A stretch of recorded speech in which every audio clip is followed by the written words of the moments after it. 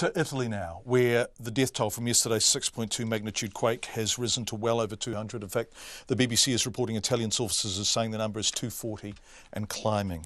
Somewhere approaching 100 of the dead are in the historic town of Amatrice, but hundreds more are still missing, feared trapped in debris in nearby hilltop towns and villages.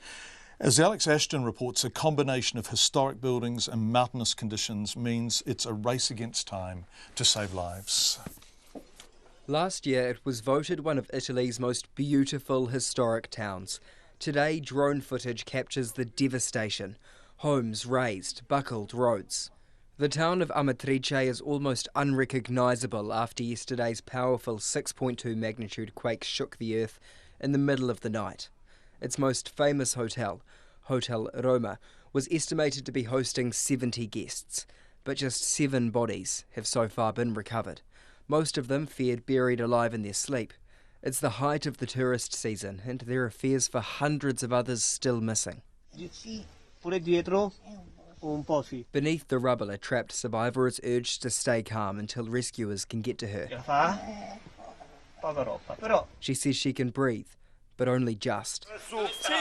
Entire mountainous villages across Umbria, Lazio and Marche have been destroyed. As aftershocks hit, survivors wandered the streets waiting for rescue teams to arrive. This man chokes up as he describes the aftermath. As we got out, we saw all the people outside. They were shouting and crying.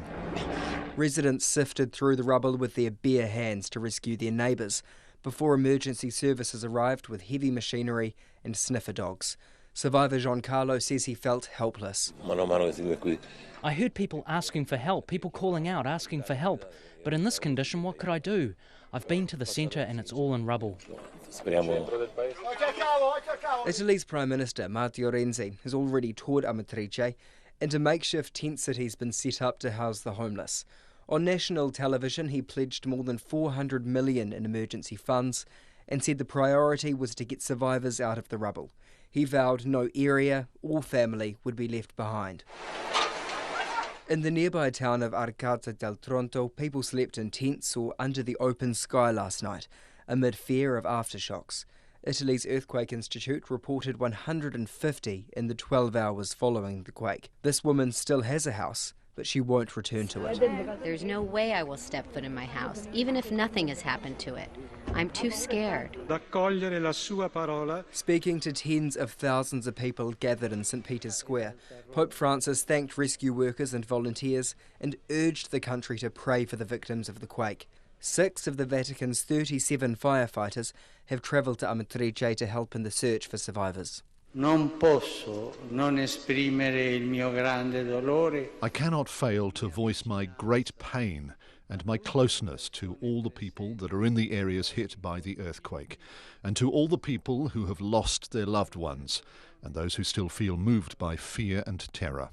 E a quelle che ancora si sentono scosse dalla paura e dal terrore. The Italian army and volunteer firefighters have been mobilised to boost rescue efforts.